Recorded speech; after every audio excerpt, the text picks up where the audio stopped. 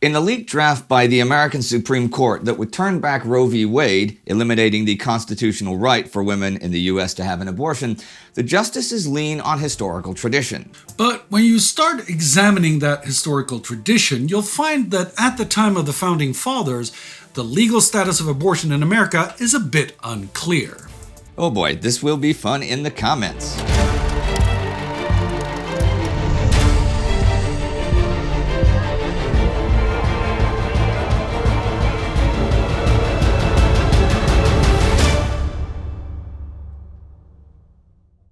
I'm Indy Neidell. I'm Spartacus Olsson. And this is Into Context, a TimeGhost documentary format where we give historical context to today's headlines. Okay, so the leaked Supreme Court draft opinion has a long list of legal arguments, but arguably they all boil down to one basic point. We hold that Roe and Casey must be overruled. The Constitution makes no reference to abortion, and no such right is implicitly protected by any constitutional provision, including the one on which the defenders of Roe and Casey now chiefly rely. The draft confirms the tradition that rights don't have to be directly listed in the Constitution to be protected by it, but alito follows the 1997 decision in Washington v. Glucksberg, which rejects assisted suicide as being such a right because it is not deeply rooted in this nation's history and tradition. Now that stands in stark opposition to the court during Roe v. Wade, who concluded that abortion was part of the country's historical tradition. To unmuddy the waters, let's look at abortion at the time of the Founding Fathers.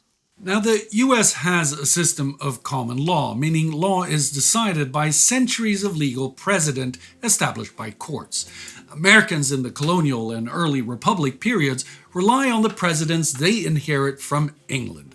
And the English common law at the end of the 1700s actually does not consider abortion in the early stages of pregnancy to be a crime. More accurately, it doesn't consider termination in the early stages of pregnancy to be an abortion at all. That's because the common law only recognizes the separate existence of fetus and pregnant woman until the point of quickening, meaning the woman has felt the fetus move. When this happens, the fetus is considered to have begun developing a separate existence. It usually happens between the 16th and 18th weeks of pregnancy, although only the pregnant woman has the authority to say that quickening has occurred. The writings of English jurist William Blackstone are foundational to the Founding Fathers generation. Around a decade before the American Revolution began, he wrote in no uncertain terms that life begins in contemplation of law as soon as an infant is able to stir in the mother's womb.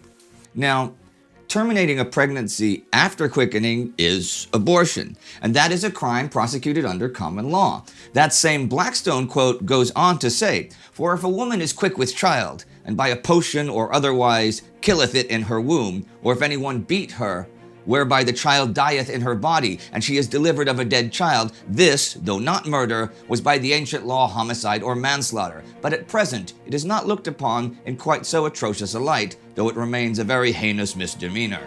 Still, note that Blackstone doesn't place murder and abortion in the same legal category, a pretty common distinction throughout English legal history. We should be careful to point out that Justice Alito will not make any attempt to obscure this history in his 2022 draft opinion. He will just make the legal argument that the lack of prosecution for termination pre-quickening doesn't equal its endorsement. That is something to be picked apart by legal scholars, but one conclusion is inescapable, whatever their opinion. In the Founding Fathers' time, women are legally free to terminate a pregnancy until they can feel fetal movement. Before then, life is not held to exist inside her womb. As for the views of the Founding Fathers themselves, the evidence is pretty fragmentary. But one of the key crafters of the U.S. Constitution, James Wilson, definitely endorsed Blackstone's words on quickening when delivering university lectures in 1790. Thomas Jefferson refers dispassionately to the practice among Native American women in 1785, although he does also muse that civilizing them will lead to them having more children. Benjamin Franklin criticizes a newspaper for publishing an encyclopedia entry on abortion in 1728.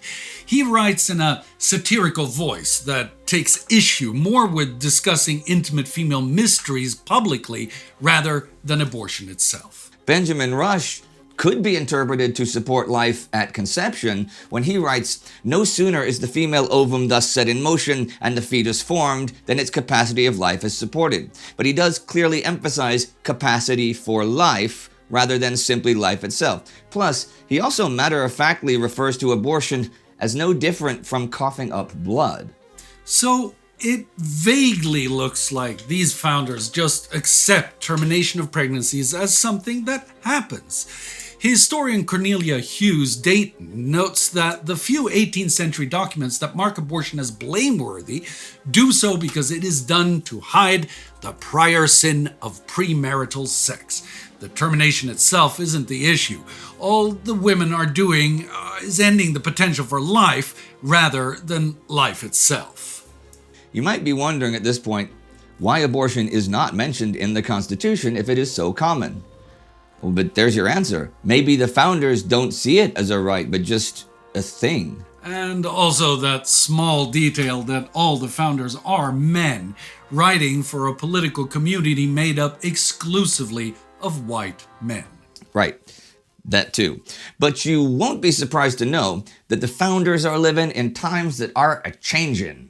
Yes, because even as common law practitioners allow terminations of early pregnancy to go ahead, the wheels of modernity are changing how societies view women's bodies. European states are centralizing their legal systems. In 1803, a British law makes abortion before quickening a felony and a capital crime afterwards. France makes it a crime in 1791, and the Napoleonic Code of 1810 promises prosecution for anyone who assists or advises on abortion.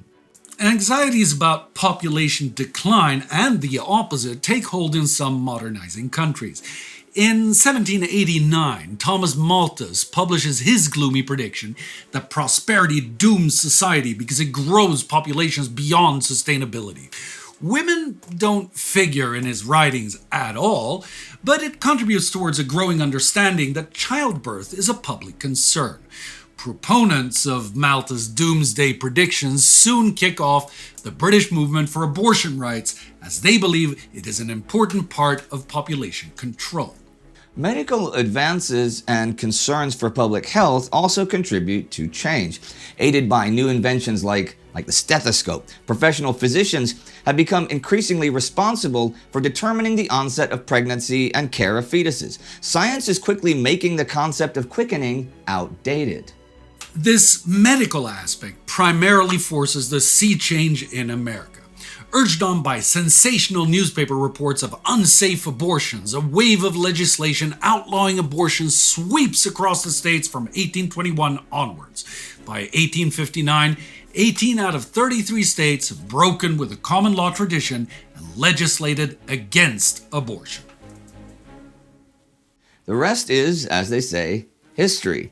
And not one we'll cover here. By now you should realize that the history of abortion is not a linear one. And if you want just one fact to prove that, then you should know the Catholic Church only officially prohibits abortion in 1869, although it was also very briefly banned in 1588. But if nothing else does, that should tell you that the history of the practice is much more complicated than people will have you believe. But Sparty, I have a question for you.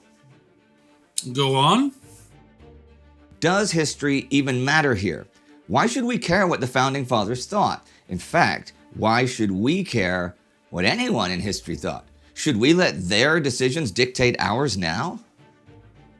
It's always wise to look to history as a teacher for a better future. However, we should look at history critically. I think we can all agree that in 1787, when the US Constitution was drafted, humanity still had a long way to go to reach perfection. We still do. As we just saw, both legal proponents and legal opponents to abortion rights have used history as an argument for their cause. So, I think that to split the question on abortion rights, we need to look at social history, not legal history. And social issues traditionally belong to the legislature, not appointed judge. Looking at legal precedents is one thing, but when a few men and women, legal scholars or not, make themselves the guardians of social historical tradition, we are on a slippery slope that has often led to terrible suffering in the past. On that word, we would end with the suggestion to look at our World War II video, where Anna shows you how procreation politics was used in an extremely nasty way by Nazi Germany. It is right here. Any minute now. Our mission is exactly what I said, to provide knowledge about our past and give present and future generation tools to forge a world based on human rights and the values of democracy. To join that effort, join the TimeGhost Army at patreon.com or timeghost.tv. Excelsior!